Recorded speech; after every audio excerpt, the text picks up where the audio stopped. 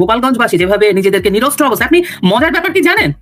এই যে গেছিল ওরা যে এনসিপির ছেলেপেলেগুলা সার্জিস হাসনাত মানে কতগুলো পাজি, এরা যে গেল সাথে কতগুলো মেয়েকে নিয়ে গেছে। ওই যে যারা টারা কি মেয়ে আছে না, আমি এই মেয়েদের কথা আমার যাই হোক সেটা অন্য প্রসঙ্গ, অন্য কোনোদিন আমি আপনাকে এই মেয়েগুলার কথা একদিন বলবো। ক্যারেক্টার অ্যাসাসিনেশন না, তাদের উদ্দেশ্যটা নিয়ে আমি একদিন কথা বলতে চাই। ওদেরকে ফেলে পালিয়ে চলে গেছে এবং ওদেরকে প্রোটেকশন দিছে গোপালগঞ্জবাসী।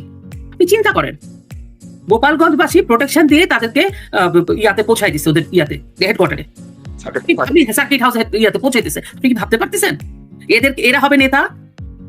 এবং ইউনূস এই ছেলেগুলাকে বেছে বেছে অপদার্থ, যারা নাকি এটা কি বলে কুচক্রী, কারণ তারা তো ছোট বাচ্চা না। আমাদের বিদেশে 18 বছর হলে বলে নাও তুমি you are on your own, তুমি তোমার নিজের পয়সা আর্ন করো। তো ওরা তো যথেষ্ট বড়, 30+ বা 25+, দে আর করে না। আমাদের এই সময় মুক্তিযুদ্ধ করে একটা দেশ স্বাধীন করে ফেলছে, তার মানে তারাও কুচক্রী। ইউনূস তার মতো কিছুগুলো কুচক্রী ছেলে পেলে মানুষজন জোগাড় করছে। আসিফ নজরুল, এই যে তারপরে একটা স্বরাষ্ট্র উপদেষ্টা আছে না, এগুলোকে জোগাড় করছে। আসিফ মাহমুদ সজীব ভাই এগুলোকে জোগাড় করছে। তো এরা হবে, এই যে সার্জিস, এই যে হাসনাত, এরা হবে আমাদের বাংলাদেশের ভবিষ্যৎ প্রজন্মের নেতা। এবং আমাদের অনেক বিপ্লবী বন্ধুরাও বলে ভবিষ্যতের নেতা। এই নেতা যদি হয় বাংলাদেশে, তো বাংলাদেশ একটা জেলা, সেটাকে চারপাশ থেকে ঘিরে ফেলছে। ভাই 3 দিন 4 দিন হয়ে গেল, এখনো কারফিউ কেন? ছোট্ট একটা বাচ্চাকে কোলে নিয়ে, আপনি কি ছবিটা দেখছেন? ছোট্ট একটা বাচ্চাকে কোলে নিয়ে বাবা গেছে দুধ কিনতে, সেখান থেকে ধরে বাচ্চা সহ ভ্যানে উঠে ফেলছে। আপনি এই যে এখানে কোনো মানবাধিকার আপনি দেখতে পাচ্ছেন না? কারণ ওরা তো আমাদের অধিকারের জন্য তো ওরা এই ক্ষমতায় বসে নাই। বাংলাদেশের আপমর জনগণের অধিকারের জন্য তারা আসে নাই। 1971 সনে ফিরে যান, বঙ্গবন্ধু কেন মুক্তিযুদ্ধের ডাক দিয়েছিলেন? বঙ্গবন্ধু মুক্তিযুদ্ধের ডাক দিয়েছিলেন কারণ আমরা নিষ্পেষিত হচ্ছিলাম, আমরা বঞ্চিত হচ্ছিলাম, আমরা শাসকের দ্বারা শোষিত হচ্ছিলাম। বঙ্গবন্ধু ছিলেন মানুষের পক্ষে, আর এক দল পাকিস্তানিদের পক্ষে ছিলেন, রাজাকার জামাত বাংলাদেশের মানুষের পক্ষে ছিলেন না, তখনকার 7 কোটি মানুষের পক্ষে। এখনো তো তারা নাই, কারণ তারা তো থাকবে না আসলে। বাংলাদেশের মানুষ, আপনি আমাদের অধিকার কিভাবে আপনি তাদের কাছ থেকে আশা করেন? তারা তো আমাদের অধিকার প্রতিষ্ঠা করতে আসে নাই। যদি আসতো, যদি আপনি কোথায় দেখছেন it's a conflict of interest. যারা আন্দোলন করেছে, হ্যাঁ, যারা আন্দোলনের ফেস ছিল, ধরেন আসিফ নজরুল, ধরেন বিভিন্ন সাংবাদিক, বিভিন্ন মহিলারা যারা ছিলেন উপদেষ্টা মণ্ডলীতে, প্রত্যেকে দেখেন আন্দোলনটা শেষ করে ক্ষমতার ভাগাভাগিতে বিভিন্ন জায়গায় বসে গেলেন। ইভেন তো শফিক, যে প্রধান উপদেষ্টা প্রেস সচিব, গোলাম মর্তুজা আমেরিকাতে চলে গেছে প্রেস মিনিস্টার হয়ে। বিবিসির ওই ছেলে লোক প্রেস মিনিস্টার হয়ে যুক্তরাজ্যে চলে গেছে। প্রত্যেকটা মানুষ, তার মানে কি তাদের ইন্টারেস্ট ছিল সাজানো গোছানো একটা বাংলাদেশকে ব্যবহার করে তারা তাদের ক্ষমতার মসনদে যাবে এবং পাকিস্তানি এবং রাজাকারদের রিনস্টেট করবে। সেখানে বাংলাদেশের মানুষের মানবাধিকার তো থাকবেই না। আমি একটু আপনাকে থামাচ্ছি।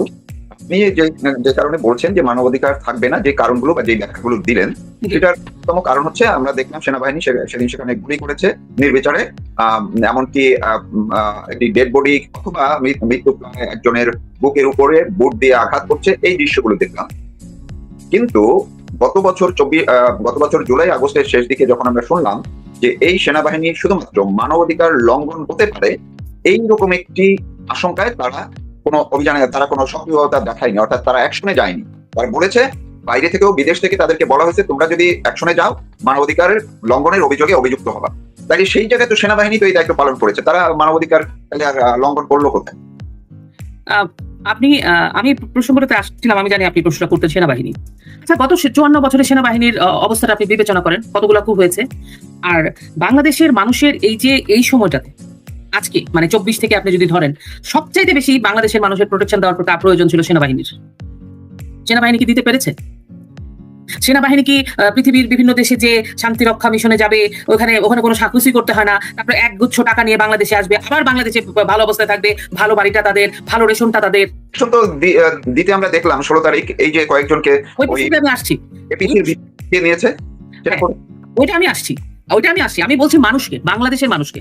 আমি বাংলাদেশের মানুষ আর এই যে রাজাকার জামাত, তারপরে ইউনূস বাহিনী এবং তার যে ল্যাংবোর্ড এনসিপি নাকি নতুন পার্টি হয়েছে, তাদেরকে আমি আলাদা রাখছি। তারা তো বাংলাদেশের মানুষ না আসলে। দে আর মানে ফুলফিলিং মানে তারা কাদের ইন্টারেস্ট ফুলফিল করছে? পাকিস্তানের ইন্টারেস্ট ফুলফিল করছে। তারা মুক্তিযুদ্ধের পরিপন্থী। তো আমি তো তাদেরকে বাংলাদেশের মানুষ বলবো না। তো আমাদের সেনাবাহিনীর প্রোটেকশন দেওয়ার কাদেরকে কথা? আমার বাংলাদেশের মানুষকে তো প্রোটেকশন দেওয়ার কথা ছিল, সে কি দিয়েছে?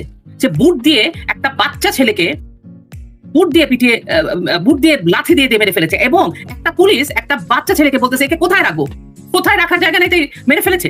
এটা একটা কোনো কথা হলো? এবং সেনাবাহিনীর আপনি মানে এই সেনাবাহিনীতে আমাদের দরকারটা কি এই সেনাবাহিনীর?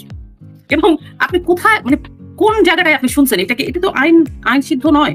পুলিশ সেনাবাহিনীর সাজোয়া জানে করে যে জেলা গেল, আমি এটা রিপিট করতে চাই না, কারণ আমি জানি সবাই শুনতেছে এটা। ইটস মানে এটা কোনো লয়ের মধ্যে পড়ে না। এটা একটা খুবই আর সবচেয়ে বড় কথা, চকরিয়াতে গিয়েও ধাওয়া খেয়ে এসছে এই যে ইউনূসের দল। চকরিয়াতে গিয়ে ধাওয়া খেয়ে আসছে বিএনপির লোকের কাছে, একটা বড় রাজনৈতিক দল। গোপালগঞ্জ গিয়ে ধাওয়া খেয়ে আসছে আওয়ামী লীগের কাছে, আরেকটা বড় রাজনৈতিক দল। দ্যাট মিনস বাংলাদেশের মানুষ তাদের পছন্দটা জানে। বাংলাদেশের মানুষের একটা নির্দিষ্ট পছন্দ আছে। মানে ওদের ইউনূস যদি ইউনূস আসলে রাজনীতি করেন নাই, ইউনূস একটা কমপ্লিটলি পিওর বিজনেসম্যান, এবং বিজনেস করার জন্য ইউনূস সাহেব আমাদের বাংলাদেশকে ব্যবহার করেছে, এবং সেটা দিয়েছে লবিং টবে। আপনি তো কখনো শুনেছেন ইউনূস সাহেব আমাদেরকে কোনো ডোনেশন দিয়েছে? বাংলাদেশকে দেয়নি। উল্টা শেখ হাসিনা তার ডুবে যাওয়া গ্রামীণ ব্যাংকে উদ্ধার করেছে। তার মানে ওটা যদি না করতেন তাহলে আজকে আমাদের এই ভদ্রলোক আমাদের মাথার উপরে এসে বসতেন না, মরে মানে ওটা ডুবেই যাওয়া উচিত ছিল। কারণ গ্রামীণ ব্যাংকে কি হচ্ছে আমাদের লাভটা কি? তো সেনাবাহিনীর কথা যদি আপনি বলেন, এরকম ব্যাকবোনলেস স্পাইনলেস সেনাবাহিনী দিয়ে আমাদের আসলে বাংলাদেশের মানুষ, আমরা 11 মাস দেখেন আমরা কিন্তু বলতেছি সেনাবাহিনী উই ওয়্যার ডাউটফুল। হ্যাঁ, সেনাবাহিনী তো আমাদের জন্য থাকবে, উনি বলছে আমি মানুষের জন্য থাকবো। ওনার তো দায়িত্ব ছিল শেখ হাসিনা গভর্নমেন্টকে প্রোটেক্ট করার, উনি সেটা করেন না কেন? উনি বাংলাদেশের মানুষের সাথে থাকবেন। এখন একটা জেলায় আপনারা যে সারাশি অভিযান চালিয়ে এখনো কারফিউ দিয়ে আপনারা তাদের নির্বিচারে মানুষকে মারছেন।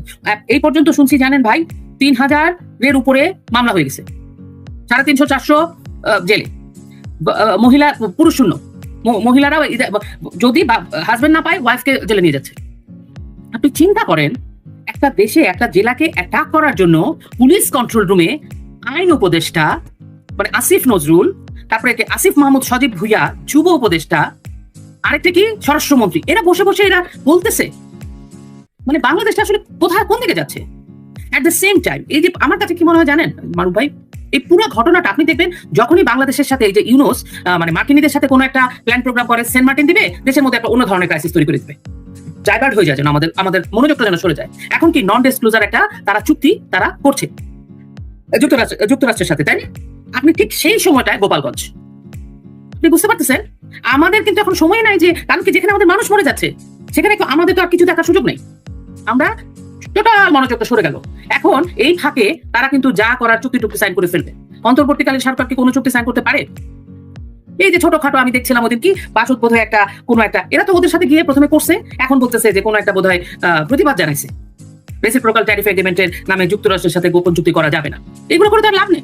আমাদেরকে পুরো বাংলাদেশের মানুষকে একের পর এক, এখন জামাত চলে আসছে সমাবেশ করতে, ওরা চকরিয়া চলে গেছে, গোপালগঞ্জ থেকে ধাওয়া খেতে চকরিয়া চলে গেছে, চকরিয়া থেকে ধাওয়া খেয়ে দেখবেন সিলেট চলে যাবে, এরকম চলবে।